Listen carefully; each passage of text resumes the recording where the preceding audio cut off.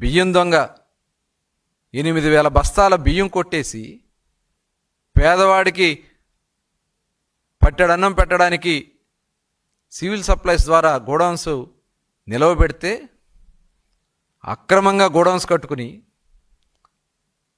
అక్రమంగా ఆ గోడౌన్స్లో బియ్యాన్ని మొత్తం కూడా కాకినాడ ద్వారా ఎక్స్పోర్ట్ చేసి షిప్పింగ్ చేస్తే పబ్లిక్గా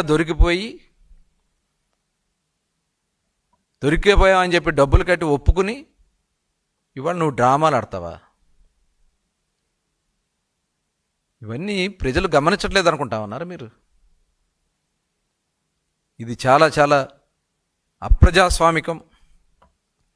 కులం పేరు పెట్టి, మతం పేరు పెట్టి, బీసీ కార్డు అని, బీసీలను రెచ్చగొట్టండి అని చెప్పి ఇంత పబ్లిక్గా మాట్లాడుతూ ఉన్నటువంటి పరిస్థితులు ఉన్నాయంటే ఈ రాష్ట్రంలో ఇంకా ఇలాంటి కార్యక్రమాలకి స్థానం ఉండటానికి వీల్లేదు. ఎవరు రెచ్చగొట్టినా, ఎవరు